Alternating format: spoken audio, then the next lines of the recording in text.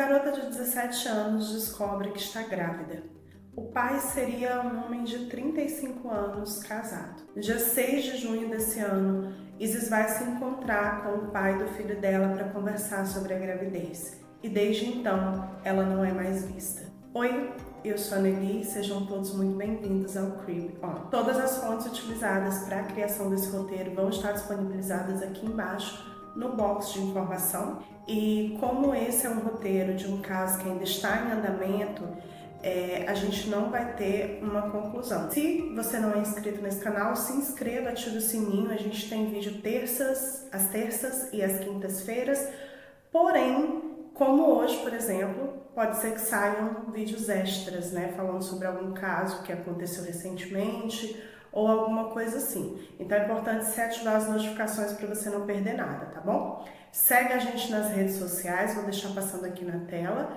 E nós também somos podcast, então você pode ir lá nos procurar na sua plataforma de áudio favorita e nos ouvir em formato de podcast. Dito isso, vamos ao caso. O caso que eu vou trazer para vocês hoje é o caso da Isis Vitória Miserisky. Eu não costumo trazer casos que ainda estão em andamento aqui no canal, mas esse é um caso que assim me chamou muita atenção, eu fiquei acompanhando desde o início. E uma coisa que eu percebi é que para eu entender realmente tudo que tinha acontecido, eu tive que ver muitas coisas quebradas, sabe? Matérias de jornal, entrevistas, tem inclusive uma entrevista do Beto Ribeiro com o tio da Isis, que é incrível. Então, se vocês não viram, foi uma live que o Beto Ribeiro fez há alguns dias atrás, há uns 15 dias atrás, e é uma live que te esclarece muita coisa, mas para traçar mesmo assim toda a linha do tempo do caso, entender realmente todas as particularidades dele, eu tive que ver muitas coisas, né? E muitas matérias de jornais espalhadas, então eu ainda não tinha visto um vídeo que explicasse certinho tudo que tinha acontecido. E aí eu senti essa necessidade de trazer esse vídeo para vocês. Como eu disse na introdução, o caso ainda não está concluído, ainda está em investigação. Então, dependendo das atualizações que forem saindo, eu vou trazendo vídeos de atualizações aqui para vocês também, tá bom? Isis Vitória é uma garota de 17 anos que mora em Tibagi, no interior do Paraná. A cidade de Tibagi é uma cidade de cerca de 19 mil habitantes, então é uma cidade razoavelmente pequena. E a Isis tem 3 irmãs, mas pelo que eu entendi, ela mora com a mãe dela, que é mãe solo, a Flávia, e pelo menos uma das irmãs dela, que é mais nova que ela, que tem ali por volta de 14 anos. Eu não sei se as outras irmãs dela também moram na casa, mas isso também é irrelevante para o caso. Toda a dinâmica familiar parece ser uma dinâmica de muito carinho. A Isis parece ser muito próxima da mãe dela, tanto pelos depoimentos da mãe quanto pelas redes sociais da Isis. A gente consegue perceber isso, que elas tinham ali um relacionamento muito próximo.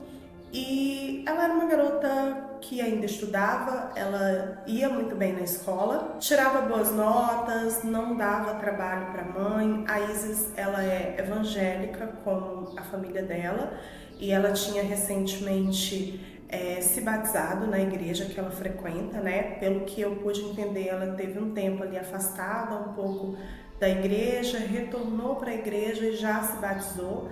E ela estava ali vivendo a vida dela, ia tudo muito bem no relacionamento familiar dela, né, na escola, tudo certinho. Ela é descrita pela família e pelos amigos como uma garota muito extrovertida, muito feliz, muito alegre, extremamente positiva, que irradia essa alegria por onde passa, né? Aquela pessoa que realmente consegue ver o lado bom das coisas. E mesmo passando por algumas dificuldades, por momentos turbulentos na vida, ela sempre estava com um sorriso no rosto e sempre ali ajudando as pessoas a manterem também esse sentimento de positividade. No dia do desaparecimento, dia 6 de junho desse ano, né? Então faz aí, hoje está fazendo 50 dias do desaparecimento da Isis. Ela vai para a escola de manhã. A mãe dela conta que a rotina começou normal. A Isis acordou, falou com ela, se aprontou e foi para a escola. Só que nesse período em que ela estava na escola, a mãe dela já notou alguns comportamentos um pouco diferentes. A Isis ficava mandando ali mensagens para Flávia, para a mãe dela, dizendo o quanto amava a mãe dela, o quanto a mãe dela era importante na vida dela, né? A Flávia estranhou um pouco isso, mas ela não levou assim como se tivesse acontecendo alguma coisa, porque a Isis ela é realmente uma garota carinhosa. Então a mãe dela só achou que ela estava em um dia ali mais emotivo e tudo mais, e estava expressando um pouco mais o carinho dela pela mãe. Na hora do almoço, a Isis vai para casa, né, depois da escola, ela vai junto com uma amiga dela e almoça ali na casa a Isis, a mãe dela, a Flávia, a irmã mais nova dela e essa amiga, né? Durante toda a tarde, a Flávia fala que a Isis estava abraçando ela, dizendo o quanto amava ela e falando assim: mãe, me desculpa pelas bobagens que eu faço. Naquele momento, a Flávia ela não entendia o que estava acontecendo, né? Mas a verdade é que a Isis havia descoberto que estava grávida de um homem mais velho, de 35 anos, que era casado e pai de 3 filhos. E assim, gente, 3 filhos do casamento dele. Ao que parece, ele tinha, né, tem, na verdade, outros filhos de relacionamentos extraconjugais ali na cidade. Os planos da Isis era conversar com a mãe dela ainda naquele dia, naquela noite. Só que ela queria primeiro conversar com o homem que seria o pai do filho dela, né? Conversar com ele, entender, ele já sabia que ela estava grávida, mas ela queria ir ali, se encontrar com ele, conversar para entender como é que eles iriam levar essa gravidez adiante, né? Como que ia ser ali a situação. Esse cara é um homem chamado Marcos Wagner de Souza, ele é conhecido na cidade como Marcos Rony e ele trabalha como vigilante. Só que pelo que eu entendi, não é que ele tem um emprego mesmo assim, como vigia, como vigilante.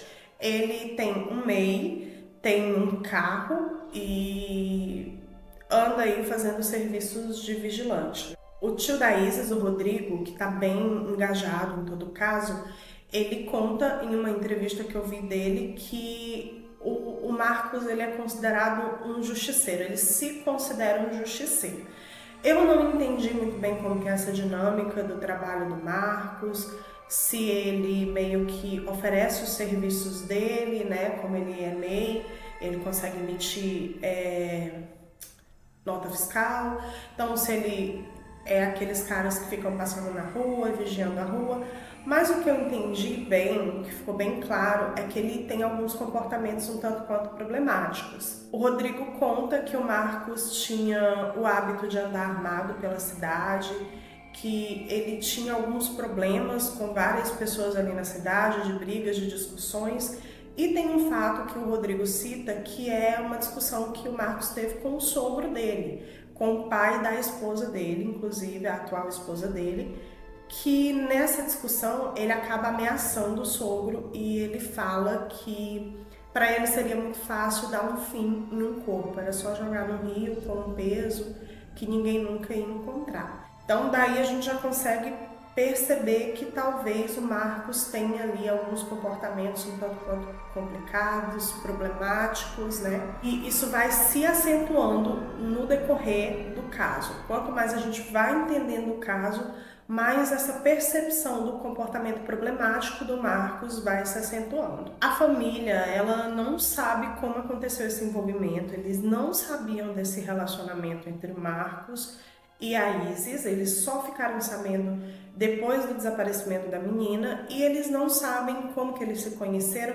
Assim, pelo que eu entendi, o Marcos é uma pessoa bem conhecida na cidade, né? Mas assim, como que eles se envolveram, né? O Marcos é um homem de 35 anos, a Isis uma garota de 17, daí a gente já consegue ver que tem alguma coisa que, né, não é muito legal, né? Um cara de 35 anos se envolvendo com uma menina. E a gente não sabe direito o que aconteceu, né? Porque o fato dele ser casado já é por si só um problema, dado a questão de que ele vive em um relacionamento monogâmico. Porém, o fato dele ser um homem de quase, né, de mais de 30 anos, se envolvendo com uma adolescente de 17 anos, Para mim é ainda mais problemático, sabe? Para mim essa questão supera o fato dele ser casado. No fim da tarde daquele dia, do dia 6 de junho, a Isis ela vai se encontrar com o Marcos.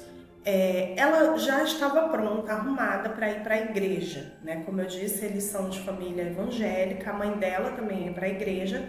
Só que aí a Flávia, a mãe da Isis, sai de casa para ir ali no mercado próximo à casa dela comprar algumas coisas e a filha dela fica em casa. Nesse período em que a Flávia sai, a Isis chega para a irmã dela e fala assim: ó, eu tô indo ali conversar com o Marcos e daqui a pouco eu já volto. Eu vou voltar para ir para a igreja. Então, veja só, seria teoricamente uma conversa rápida, né? Ela iria ali provavelmente para deixar claro para ele algumas questões, para conversar com ele sobre algumas coisas, mas seria ali uma conversa de 15, 20 minutos no máximo. Ela não pretendia sair com o Marcos para nenhum lugar. Tanto é que ela fala para a irmã que vai lá conversar com ele e volta para ir para a igreja com a mãe dela. Outro detalhe importante é que esse encontro deveria ter acontecido na terça-feira, tá? Dia 4. Só que por algum motivo não aconteceu esse encontro e aí eles remarcam para quinta-feira, dia 6. Eles marcaram de se encontrar, né, no cemitério da cidade, que fica próximo à casa da Isis. Eu acredito que fosse um local bem perto mesmo, porque ela ia a pé conversar com ele e tinha dia que voltava antes de ir para a igreja, então teria que ser um lugar bem próximo. E a Isis vai, a mãe dela volta para casa e quando a Flávia chega, ela vê que a filha dela não está em casa. Ela pega o celular e tem uma mensagem. Essa mensagem era uma localização em tempo real. A Flávia manda mensagem e pergunta: Isis, o que é isso? Quando eu saí de casa, você ainda estava aqui. O que aconteceu? Onde é que você está, menina? Né? Tô preocupada. E aí, as primeiras mensagens, elas dão 2 tiques, né? Que essas mensagens foram enviadas pelo WhatsApp. E quando dá 2 tiques, a gente sabe que a pessoa recebeu. Depois, a Flávia continua enviando mensagens para Isis, mas aí já começa a dar só um tique. A Flávia fica um pouco assim, mas ela deve ter saído, né? E foi fazer alguma coisa e não avisou, eu vou para a igreja. E aí ela vai para a igreja, vai para o culto. Quando ela volta da igreja, a Isis não está em casa ainda. E aí a Flávia já fica realmente muito preocupada. Ela chama a irmã da Isis, né, a irmã mais nova, o nome da menina não é citado, até porque ela é menor de idade, e pergunta pela irmã. Eu acredito que a Flávia tenha pressionado um pouco a filha mais nova, porque ela acaba contando para a mãe sobre a gravidez da irmã e sobre o fato dela ter de se encontrar com o Marcos Rony, que seria o pai do bebê. E aqui, só pra gente entender, a Isa sai de casa às 6 da tarde, né? A Flávia vai no mercado fazer algumas compras e aí às 6 da tarde a Isis, já pronta para ir para a igreja, sai de casa para se encontrar com o Marcos. A mãe dela retorna, vê que a filha não está em casa e às 6h15 a mensagem chega no celular da Flávia, a mensagem com a localização em tempo real da Isis. Só que essa mensagem, quando a Flávia vai verificar novamente, já havia sido apagada, tá? Por volta das 6h20, a Flávia começa a perguntar pela Isis no WhatsApp e ela já não responde. E por volta das 6h40, 7 horas da noite, ela já não recebe mais mensagens, só dá um tique. Então, provavelmente foi alguma coisa muito rápida. Pelo que parece, eu tive essa sensação, e depois o próprio delegado que está cuidando do caso falou isso também. A Isis, ela se sentiu amedrontada por alguma coisa, ela ficou com medo, porque ela mandou uma mensagem com a localização dela para a mãe. E normalmente a gente faz isso, por exemplo, quando a gente está numa cidade grande, que pega um Uber, e aí a gente manda a localização para algum conhecido da gente, né, por uma questão de segurança. Então, na minha concepção, nesse encontro, né, e estamos trabalhando com a hipótese da polícia de que, porque o Marcos ele é o principal suspeito desse caso. E a partir disso, a Isis pode ter sido obrigada a entrar no carro, ela ficou com medo, acabou mandando essa mensagem. E o que é mais estranho nessa história toda é que essa mensagem é apagada, né, logo em seguida. Então, obviamente, alguém estava querendo esconder essa última localização onde a Isis esteve. A Flávia entra em choque, né, com a situação, porque ela descobre que a filha está grávida, que está grávida de um homem casado e, ao mesmo tempo, a filha não está respondendo, ela não sabe onde é que a filha está. Não era do costume da Isis fazer isso, tá? Deixando bem claro, ela não era uma menina que costumava sair sem dizer para onde é que ia, sem dar satisfação. A família deixa isso muito claro em todas as entrevistas. Então a Flávia já entra ali em choque naquele momento.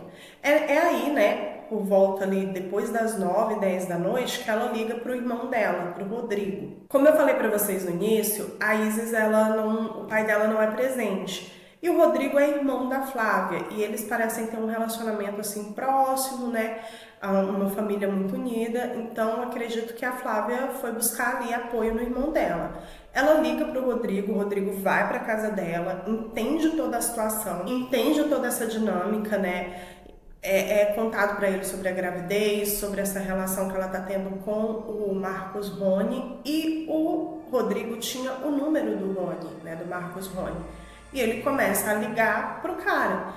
E o Rodrigo conta, inclusive, que as ligações são rejeitadas. E ele já fica com o pé atrás aí, né? Mas por quê que ele tá desligando, não quer me atender? E aí o Rodrigo, ele manda uma mensagem pelo WhatsApp e aí o Marcos responde. O Marcos disse que não tinha conseguido atender ele porque estava colocando o filho dele para dormir e tudo mais. Aí o Rodrigo fala pra ele, ó, a minha sobrinha saiu de casa pra se encontrar com você e desapareceu. Onde é que ela tá? Só que o Marcos já começa, que sobrinha? Eu não conheço a sua sobrinha, eu nunca vi sua sobrinha. E aí aqui a gente começa a ver que a versão do Marcos, ela é muito confusa. Primeiro porque ele muda de versão várias vezes.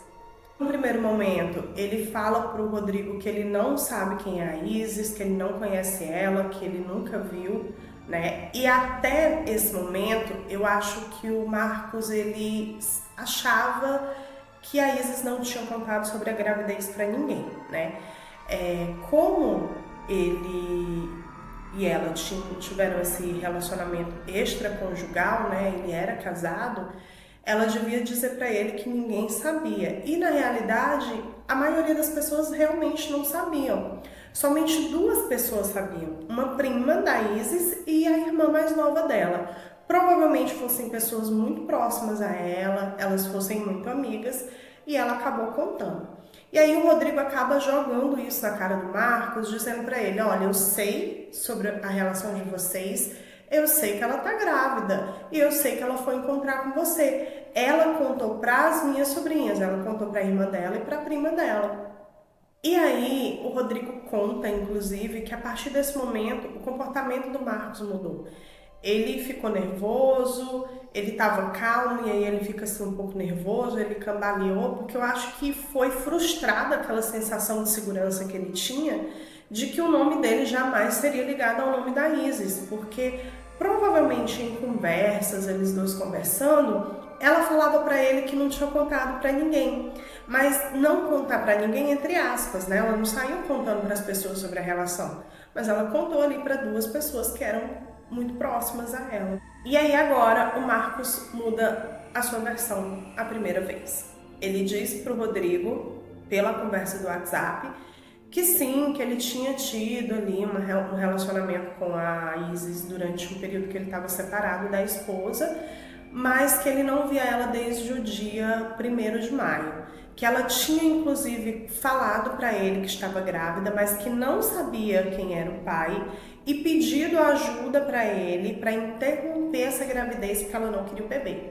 E essa versão, ela é logo desmentida. Por quê? A Isis tem essa prima dela, que era confidente dela também, e que tinha conversas com a prima falando sobre esse assunto. E nessas conversas ela deixa bem claro que o pai do bebê é o Marcos e que ela não tem intenção de interromper essa gravidez.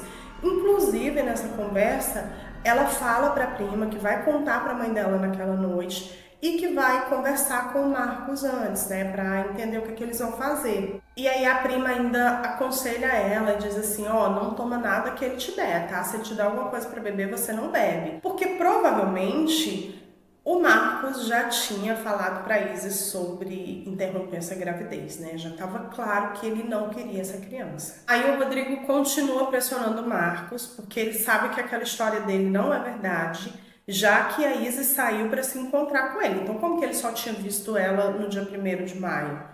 E aí, depois de muito pressionar, o Rodrigo diz, olha, eu tô indo na polícia, eles vão rastrear o local ali do último sinal do celular da Isis, é melhor você me contar e tudo mais. Aí o Marcos já muda a versão dele de novo. Nessa última versão, o Marcos conta para o Rodrigo que ele se encontrou sim com a Isis, que ele conversou com ela e deu uma carona para ela. E ela foi para um bairro que fica na entrada da cidade. O nome do bairro é Vila São José. Só que o Marcos ele não pode entrar nesse bairro por questão de outras rixas. Aí ele fala que deixou ela na entrada do bairro em uma praça. Segundo o Marcos, ele teria deixado a garota lá, teria dado a volta e ido embora. Isso seria um percurso de 3 a 5 minutos no máximo. Estamos falando de uma cidade pequena, de carro, então seria muito rápido, né? Ok. E a todo momento ele repete que a Isis dizia que não sabia quem era o pai, que ele não era o pai. A essa altura do campeonato, a família da Isis já tinha ido na polícia, né? Já tinha ido na polícia denunciar o desaparecimento dela e contou toda essa história. A polícia já inicia as investigações e quebra o sigilo telefônico da Isis para fazer um rastreamento por onde o celular dela passou, né? Para saber qual foi o último lugar aonde o celular dela deu sinal, porque o celular dela depois de um tempo já estava desligado. Depois daquelas primeiras mensagens que a mãe dela enviou para ela, o celular dela já foi desligado. No dia 10 de junho, o Marcos vai para a polícia para dar o seu depoimento. E para a polícia ele conta uma versão parecida com a última versão que ele tinha falado para o Rodrigo. Ele conta para a polícia que sabia que ela estava grávida, mas que ela tinha dito que não sabia quem era o pai, tinha pedido ajuda a ele para interromper a gravidez e tudo mais, e fala para a polícia que deu uma carona para ela, porque ela precisava ir lá nessa Vila São José. Ele diz para a polícia então que ele deixa ela em outro lugar que não é a praça, já é em outro lugar um pouco mais distante ali da entrada do bairro. Segundo ele pega, deixa ela lá, dá a volta, vai embora porque ele precisava ir no supermercado com a esposa dele, como de fato ele vai depois que ele volta. Depois desse depoimento, que inclusive a polícia achou muito sem pé nem cabeça, né, porque eles foram até a Vila São José e ninguém tinha visto a Isis, ninguém de lá sabia, né, viu que ela esteve lá. Ela tem uma amiga que mora na Vila São José, e elas duas não se falaram naquele dia, elas não se viram. A amiga, inclusive, estava trabalhando nesse horário, então não fazia o menor sentido essa história. Após o depoimento, a polícia cumpre mandados de segurança e pega, né, recolhe os celulares do Marcos. Foram recolhidos 3 celulares, inclusive o celular da mulher dele também foi recolhido e o HD do computador dele. Detalhe, ele havia resetado tudo, não tinha nada, estava tudo apagado, ele tinha resetado tudo. Mas a polícia foi rastrear o sinal do celular dele. Segundo o rastreamento que a polícia fez do celular da Isis, o último local onde ele emitiu o sinal foi em um matagal, em uma cidade que fica a 40 quilômetros da cidade da Isis, Tibagi, e essa cidade se chama Telêmaco Borba. E esse foi o local aonde o celular da Isis teria dado o seu último sinal. É um local muito amplo e de mata muito fechada. Por coincidência, quando a polícia faz o rastreamento do sinal telefônico do Marcos, descobre que ele esteve nesse mesmo local nos dias 7 e 8 de junho, no dia posterior e no outro dia ao desaparecimento da Isis. A polícia já expede um mandado de prisão preventiva contra o Marcos. e ele fica foragido. Ele não é preso ali naquele momento, ele fica foragido por 3 dias. Ele ficou foragido, foram feitos cartazes e tudo mais, e ele se entrega, mas ele não se entrega à polícia de Tibagi. Ele vai até a delegacia de Francisco Beltrão, uma cidade ao sudoeste de Tibagi, a cerca de 400 quilômetros de lá. E lá ele se entrega. O primeiro mandado de prisão foi expedido para 30 dias de prisão, só que ele já foi renovado e ele vai ficar pelo menos 60 dias preso. A polícia já falou algumas vezes que não pretende deixar ele sair até o final das investigações. Então, provavelmente isso vai ser renovado novamente. Nesse momento que eu estou aqui gravando para vocês, o Marcos está preso. Essa prisão, ela tem 2 motivos. Motivo número 1, o risco de fuga, né? Se deixar ele solto, pode ser que ele fuja. E motivo número 2, o fato da polícia tentar, né, a justiça tentar pressionar um pouco ele, dar um cansaço nele, para ver se ele colabora com as investigações. Porque até agora ele não fala nada, ele não assumiu a culpa, ele não disse que foi ele mantém o mesmo depoimento que ele tinha dado no dia 10, que seria que ele só deu uma carona para Isis, deixou ela lá, né, na entrada desse bairro e foi embora. Nesse rastreamento que a polícia fez do celular dele, ela descobriu um detalhe importante. E agora eu vou entrar aqui em tudo que foi descoberto nas investigações, né? Porque senão parece que foi muito circunstancial essa prisão.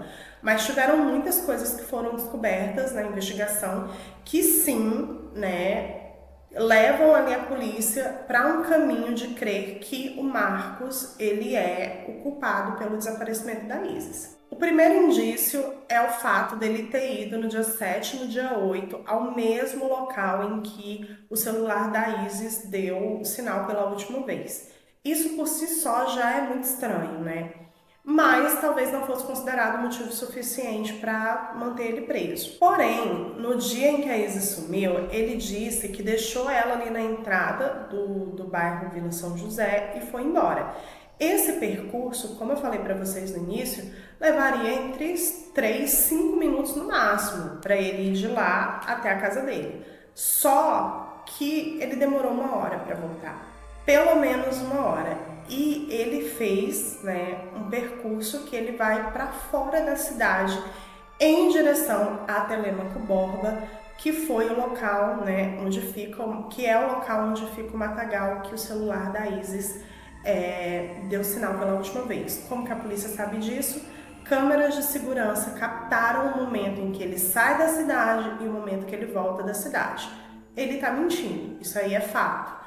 O Marcos não contou a história real para a polícia, né? Então, isso aí já é uma coisa muito estranha nessa história.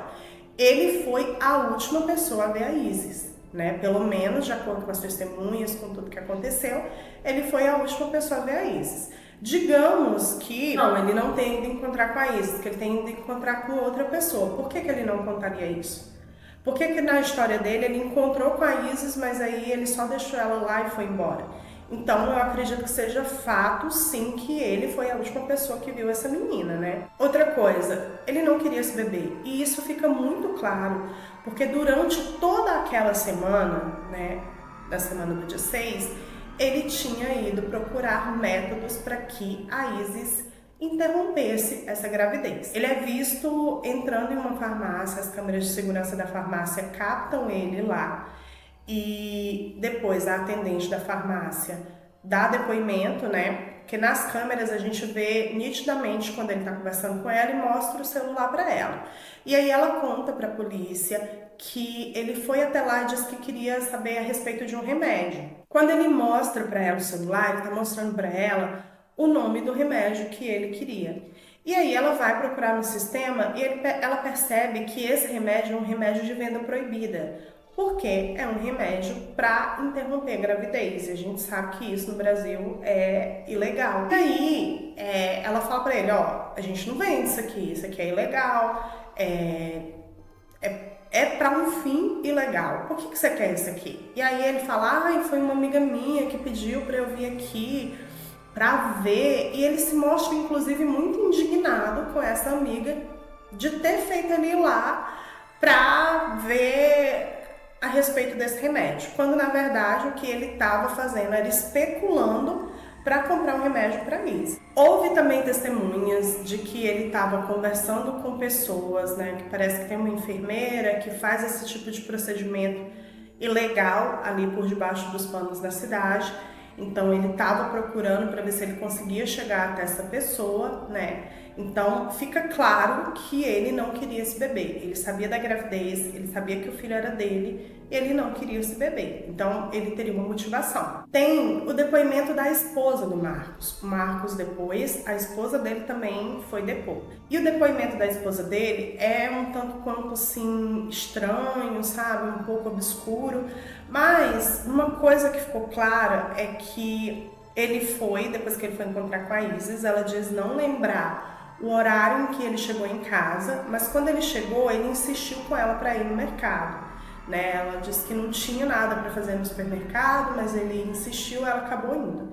Foram ao mercado e quando saíram do mercado, ele resolveu passar em um bar, tá? Para comprar um par de botinas. Para quem é de outras regiões do país, tá? Às vezes do Nordeste, que a gente não tem esse hábito lá, no Sul e no Sudeste, o pessoal aqui eles têm botas de trabalho, que eles chamam de botinas. E tem muito barzinho, muita vendinha, até supermercado que vende essas botas, né? Então, eles foram no supermercado, eu acredito que a intenção dele já era comprar essas botinas e não tinha, e aí ele passou nesse bar que ele sabia que vendia e comprou. E o mais estranho disso é que as botas antigas dele, né, as botinas antigas dele, foram jogadas fora no outro dia pela própria esposa dele. A polícia achou isso muito estranho, né? Do nada, comprar bota nova e jogar aquela fora, né? Um tanto quanto suspeito dentro de todo o contexto da investigação. O carro do Marcos foi apreendido, né? Quando ele foi preso, o carro dele também foi apreendido e foi levado ali para o pátio da delegacia. E esse carro foi enviado para ser feita uma perícia nele, para verificar se tinha algum indício dentro do carro de que a Isis esteve lá ou que alguma coisa possa ter acontecido com ela. 12 dias depois do desaparecimento da Isis, sai o relatório da perícia, né, que foi feita no carro do Marcos, e foram feitas marcações no banco do carona, no banco traseiro e no porta-mala. Nesses locais foram encontrados fluidos corporais que reagiram ao luminol. E aqui tem uma questão que em muitas fontes a gente vê que foi sangue, mas em outras a gente só vê que foram fluidos corporais, né? Fluidos orgânicos, porque é com isso que o luminol reage, pode ser saliva, pode ser sêmen, pode ser sangue. Mas foi alguma coisa que reagiu com o luminol. Eu não tenho certeza, não vou dizer aqui para vocês que foi sangue, porque o relatório mesmo da análise desses fluidos não saiu. E até onde eu vi, em muitos lugares dizia que foi encontrado sangue, em outros que foram encontrados fluidos que reagiram com o luminol. Então vamos esperar sair mesmo os resultados para a gente bater o martelo se foi sangue ou não. Mas também foram encontrados fios de cabelo que foram enviados ali para ser feita a análise, né, do DNA. Então estamos esperando que saia esse resultado. Saindo esse resultado, né, principalmente porque o fio de cabelo foi encontrado no porta-mala, eu acho que aí a gente vai ter ali uma questão muito mais sólida de que o Marcos realmente tem alguma coisa a ver com isso, né? Todo o contexto já leva a gente para essa dedução. Porém, o DNA desse fio de cabelo e desses fluidos corporais, eu acho que vai ser imprescindível para essa investigação. A polícia acredita que no dia 6 de junho, a Isis foi se encontrar com o Marcos e provavelmente ele obrigou ela a entrar no carro e levou ela para algum lugar, né, naquela localização onde o celular dela deu sinal pela última vez e fez alguma coisa muito ruim com ela, né? Toda a versão dele não faz o menor sentido. Tem câmeras de segurança que captaram o carro dele saindo da cidade e depois entrando novamente na cidade. Então não faz o menor sentido essa versão de que ele só deixou ela ali na entrada do bairro e voltou para casa. A cronologia também não bate, ele demorou 1 hora para voltar para casa em um percurso que levaria 5 minutos.